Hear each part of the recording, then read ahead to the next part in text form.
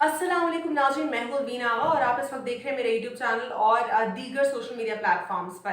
नाज़रीन, आज एक अफसोसनाक खबर हमने सुनी, देखी और पढ़ी जो कि इमरान खान साहब के अरेस्ट के हवाले से थी। इसीलिए अफसोसनाक मैं इसको नहीं कह रही कि वो एक पॉपुलिस्ट पॉलिटिकल स्टार हैं या वो लोगों के फेवरेट हैं या वो एक इंटरनेशनल पॉलिटिकल लीडर हैं, बल्कि मैं इस खबर को अफसोसनाक इसलिए कह रही हूँ कि एक बार फिर पाकिस्तानी अदलिया के लिए बहुत सारे सवालात उठ चुके हैं। सबसे पहला सवाल तो लैटिन लॉ मैक्सिम से ही उठता है जो कहता है क्लियरली ऑडी अल्ट्रम पार्टम। इसका मतलब ये है लातीनी जबान में बहुत सारे जो है लीगल मैक्सिम्स हैं, जिनमें से एक ये है। ये साफ साफ कहता है कि no one should be left unheard. किसी को भी जो है आप बगैर सुने नहीं छोड़ सकते। इसके अलावा या फिर आप दूसरे अल्फाज में कह सकते हैं इसको कि no one should be condemned unheard या listen to the other side. ये तमाम तर माने हैं इस लैटिन मैक्सिम के। इस लैटिन मैक्सिम को कम्प्लीटली नहीं पूरा किया गया, जो कि लीगल पर्सपेक्टिव से कम्प्लीटली इलीगल है। दूसरा इसमें यह है कि जब ये वर्डिक्ट अनाउंस हो रहा था तो इमरान खान साहब की गैर मौजूदगी में हुआ। ये भी लीगली बिल्कुल दुरुस्त नहीं। इसके अलावा एक और फैक्ट है जिस हवाले से बहुत सारे लोग जो लीगल प्रोसीजर से वाकिफ हैं या जिन्होंने थोड़ा बहुत कानून पढ़ा हुआ है वो ज़रूर सोच रहे होंगे कि ये प्रोसीजर इतना क्विकली कैसे हुआ, क्योंकि तमाम तर चीज़ों की अपनी जुरिस्डिक्शन होती है। जिस तरीके से लाहौर कोर्ट की अपनी जुरिस्डिक्शन है, इस्लामाबाद कोर्ट की अपनी है, इसी तरीके से तमाम तर जो पुलिस हैं उनकी भी अपनी जुरिस्डिक्शंस होती हैं। अब आखिर ऐसे कैसे हो सकता है कि एक सेशन कोर्ट में फैसला होता है, वर्डिक्ट आते ही दूसरे शहर की पुलिस भी एक्टिव हो जाए या दोनों पुलिस जो है वो साथ में और कुछ मिनट्स के अंदर अंदर अरेस्ट भी हो जाए फैसला सुनाते ही, और ये कहा जाए कि 30 पेजेस का जो वर्डिक्ट है वो आधे घंटे में तैयार कर लिया गया। तो ये तमाम तर चीज़ें जो है बहुत सारे सवालात खड़े करती हैं। मैं वन बाय वन एक चीज़ तमाम तर चीज़ों को क्लियर करती चलूँगी। सबसे पहले मैं ये बताना चाहूँगी आपको, आप लोगों ने 5 रोज़ कबल जो शेर अफजल वकील हैं, शेर अफजल मरवत साहब, इमरान खान साहब के वकील, उनकी एक धुआंधार प्रेस कॉन्फ्रेंस आपने सुनी होगी। किस तरीके से वो गुस्से में थे, उनकी एग्रेसिव प्रेस कॉन्फ्रेंस थी, उन्होंने बहुत सारे सवालात उठाए। उस प्रेस कॉन्फ्रेंस में सबसे पहला सवाल तो जो वकील है, जो जज हैं जिन्होंने वर्डिक्ट सुनाया है, हुमायूं साहब, उन्हीं के ऊपर सबसे पहला जो है कंसर्न या क्वेश्चन उन्होंने रेज किया। उन्होंने कहा कि हमें जो है इनके ऊपर भरोसा नहीं है और हम इनके तमाम जो प्रोसीडिंग्स का तरीका कार है और जो जिस तरीके से वो चल रहे हैं वो उनको बायस लग रहा है। और उन्होंने जो है जिक्र भी किया कि किस तरीके से जो पिक्चर्स का मामला है वो एफआईए की तरफ से हल नहीं किया गया, यानी हुमायूं साहब जिन्होंने ये वर्डिक्ट अनाउंस किया वो ऑलरेडी एक कंट्रोवर्शियल जज थे। उनको बायस जज डिक्लेयर कर दिया गया था 5 रोज कबल फैसला आने से पहले। और ये सिर्फ 5 रोज कबल नहीं किया गया बल्कि 2 माह से प्रेस कॉन्फ्रेंसेस करती रही हैं जो इमरान खान साहब की लीगल टीम है, जो उनकी वकला हैं। लेकिन अनफॉर्चुनेटली हम जानते हैं कि इतनी ज़्यादा कवरेज ना तो इमरान खान साहब को मिलती है और ना ही उनकी जो लीगल टीम है उनको। लेकिन फिर भी आप अपनी खुद रिसर्च कर लीजिए, आपको इंटरनेट पे तमाम तर कंटेंट मिल जाएगा, कहीं ना कोई फुटेजेस मिल जाएंगी जहां पे आपको ये तमाम तर उनके सवाल जो उन्होंने रेज किया वो मिल जाएंगे। दूसरी जानिब जब पहले ही जो जज है उसकी कॉन्डक्ट के हवाले से इश्यूज थे तो इस तमाम तर सिनेरियो पे तो खुद ही सवालात उठ जाते हैं।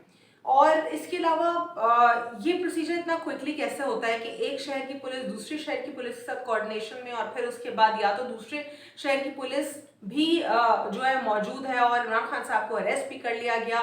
फिर उसके बाद उनको बाय एयर नहीं लेके जाया जा सका तो उनको बाय रोड ही लेके गए, पहले एक जेल की लोकेशन फिर उसके बाद दूसरी जेल की लोकेशन। इस तरीके से जो है यहाँ तक कि ईसीपी ने भी जो है इमरान खान साहब के हवाले से उनके खिलाफ अपने प्रोसीजर्स का आगाज कर दिया है। लेकिन मुझे इस बात की समझ नहीं आई कि आखिर ईसीपी कैसे क्विकली डिसीजंस ले सकता है, क्योंकि अभी तक जो है बहुत सारे लूप होल्स हैं इस केस में। जिस तरीके से इस केस को सुनाया गया है ये एक दुरुस्त फैसला नहीं है। साथ ही साथ एक और मामला कि ये सिर्फ और सिर्फ सेशन कोर्ट थी। इसके बाद मामला अपील में हाई कोर्ट में भी लेके जाया जा सकता है। इसके अलावा सुप्रीम कोर्ट में भी ये मामला जा सकता है।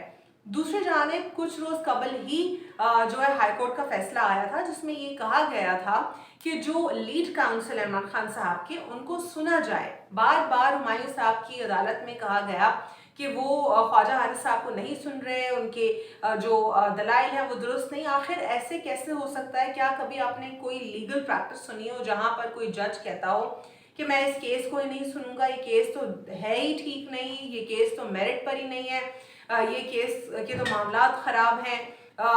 जो भी मामला होता है, यहाँ तक कि जो मर्डर के भी केसेस होते हैं उसमें भी जो डिफेंडेंट है उसको सुना जाता है। आखिर ये एक ऐसा वेग करप्शन केस जो कि दुरुस्त है ही नहीं, सिर्फ एक बॉक्स में टिक नहीं लगाया गया कि तोशा खाना का तोहफा था, हालांकि उसको डिक्लेयर भी किया गया, उसकी प्राइस जो मनी था, अमाउंट, वो भी दिया गया, जो एक कानून के मुताबिक प्रोसीजर था उसको पूरा फॉलो किया गया। जो टैक्स के गोशवारे हैं उसमें भी बताया गया, ईसीपी में बताया गया। सिर्फ एक बताया जा रहा है कि ये क्लेम नहीं किया गया कि घड़ी तोशा खाना की थी। भाई ये किस किस्म की बात है? मतलब ये तो समझ से ही बाहर है कि आखिर ये किस किस्म के सवालात रेज हो रहे हैं और ये क्या मामलात है। तो मैं आपको जाते जाते ये कहूँगी कि ये जो केस है इसका जजमेंट जो है दोबारा से रिवर्स हो सकता है। ये केस क्योंकि अभी भी अपील में जा सकता है। सबसे पहला जो रीजन इस केस के रिवर्स होने का है, that is the absence of audi alteram partem. ये जो एब्सेंस है सबसे बड़ी एब्सेंस है। दूसरी एब्सेंस इस केस के रिवर्स होने की ये है कि जो जज का कॉन्डक्ट है उसके ऊपर बहुत सारे सवालात उठा लिए गए हैं ऑलरेडी, और ये अभी के नहीं है, 5 दिन कबल के हैं। साथ ही साथ 2 माह से जज के कॉन्डक्ट के ऊपर सवालात उठाए जा रहे हैं।